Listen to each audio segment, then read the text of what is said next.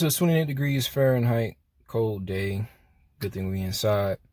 And I think I found a solution. So I made a video recently about the car stuttering 45 miles an hour, 60, 65 miles an hour, and sometimes even 30. So I ended up cleaning the IAC, the idle air control module. I cleaned the air filter. I cleaned the throttle body. Somewhat of an improved gas mileage.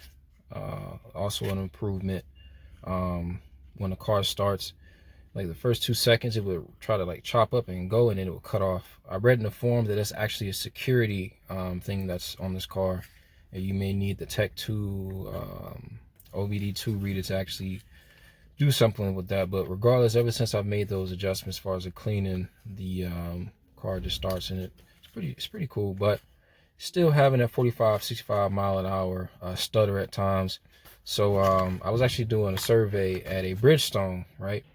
And I told the guy basically what I did, one of the mechanics, and I would have never thought there'd been a spark plug, because I changed the spark plugs out 2020, and it was about 40,000 miles ago. They said the iridiums, which I think are they're not NGK. I think they were like an off-brand of Delco, but I think they were iridium, and they're supposed to supposedly last 100,000 miles. I don't know if that's based on if you're driving a certain like 60 miles an hour consistently, you know, if you're running it a lot, because if you drive faster on average, you're going to be doing more spark because it's going to be more rapid, like versus if you drive, you know, more moderately, you're going to end up basically having more sparks per driving session, if that makes sense. So with that being said, again, these here and the brand are these here, okay, E3. Shout out to the guy on YouTube, I can't remember his name, who he did a test on like 3 spark plugs, and these actually ended up being better than the iridiums based on the limited resources what he could test. He ended up coming out to, and also in the comments saying E3. So of course you want to get the most of what you can for whatever you get for whatever, so end up getting these. So I will be changing the spark plugs and monitoring that to see if there's actually a difference between that 40 to 60, 65 mile an hour range if it stops stuttering. Fires, interesting, because these do have a better performance, so I'm sure that maybe that has something to do with it. But nonetheless, comparing them, making sure they're the same length, and they are, and I can't hold it perfectly in my hand, but just want to check that, you know, just to make sure. So with that being said, I'm gonna go ahead and install them. And yeah, it's always good to keep a spare one of these around just in case, so you can compare it, you know, just to double check, you know, because online isn't always right, you know. And if you get the wrong size spark plug, yeah, that's a completely different situation you don't even want to figure out or get into. So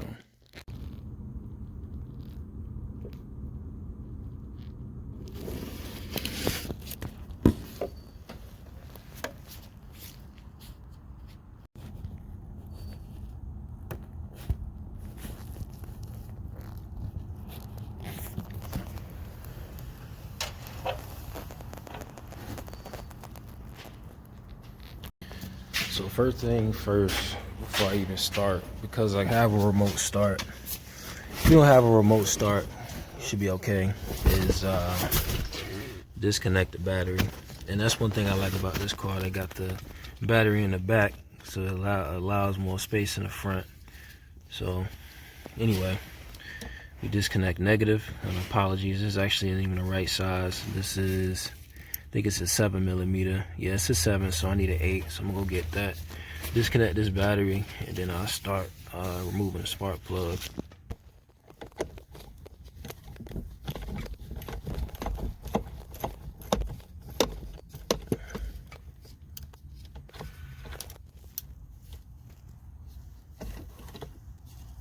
Before I start, spark plug sockets is what I need. You can see this one here is 5/8. This one here is 13/16.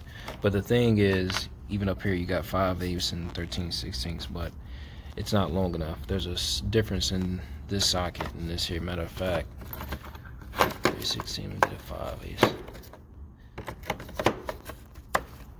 Okay, so here's a 5/8, the same, but you can see it's not going to fit. So you need a spark plug socket, and then You want to get a ratchet with decent leverage to unturn it.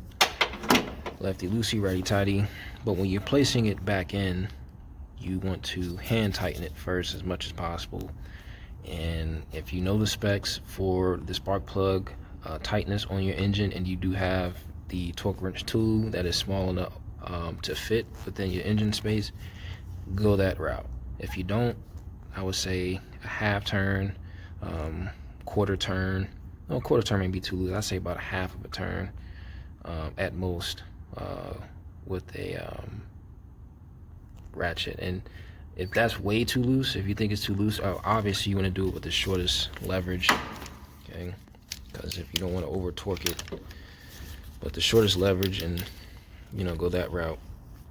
I would start that way, but half turn or the shortest leverage, but it varies, you know. So if you're really paranoid about it, it's not like it's brittle, like it'll just break in there, but you know, you gotta kind of use logic with that. But anyway, I'll go ahead and start the hyperlapse. And I gotta pull the spark plug, and then my engine has been cooling for about 30 minutes. It's 29 outside. I don't know how much it is in here, probably about 68.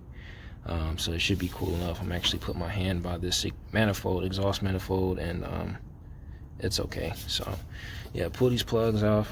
We got the car off, so yeah. So I'm actually gonna need this because the angle without it is just very difficult. So you're gonna need a extension, 3/8 extension. I think this is about 1 inch, but they make the job much easier.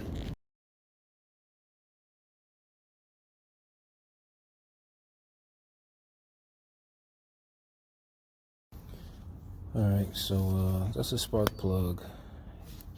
There is barely any spark plug. That was definitely the answer. It definitely was no spark plug. So I guess that should solve that issue. And this is only cylinder 1.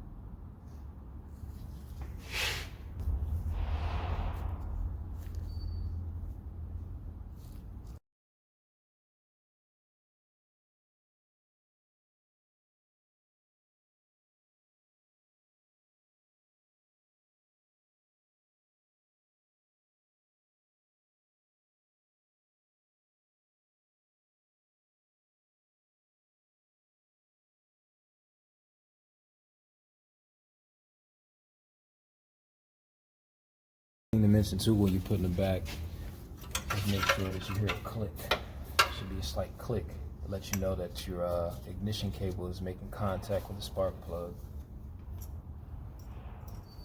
So put it around there, and it should just be a click. It's a slight click, and then after that, I just fit the metal sleeve in closer towards the engine. It's just a little metal sleeve down here. Adjust the camera, but the little metal sleeves, I put them in as much as possible. So yeah, so those are the first 3 cylinders. The back is a little bit more complicated because this is a transverse engine, so the space in the back side is not the easiest to access, but I could typically actually reach over the engine and get them because I have long arms, but if not, I would suggest doing it from the passenger side, facing this way.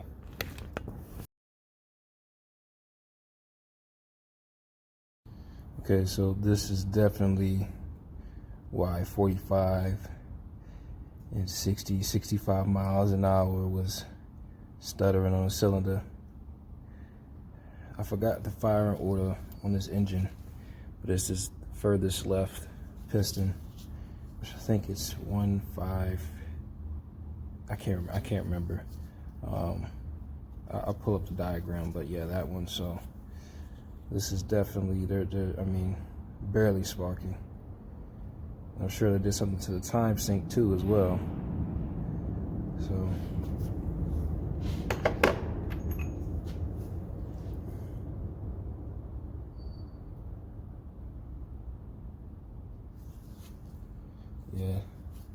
At 100,000 miles, about half of that, 48,000. I say about 49% of that. Actually, two of them. That was bad. Alright, so I'm on a good morning drive, and ever since I changed out those spark plugs, the car's been doing fairly well, 45, 65 miles an hour. There's no longer any stutter. So just recap, the first thing I cleaned was the IAC module, the idle air control module. Slight improvement in performance and gas mileage. Then I replaced it. I also cleaned the air filter and the throttle body. And the throttle body wasn't that dirty, didn't make a difference. So the culprit was the spark plugs. And I mean, for 2 cylinders, there's barely any of the material to do the spark as to why it was doing that between that ranges. So that is figured out. So again, if your car is stuttering, the engine's acting weird, and you know your certain mile per hour ranges, I would say anything from 30 to 60, it wouldn't be a bad idea to check out the spark plug. So that's it.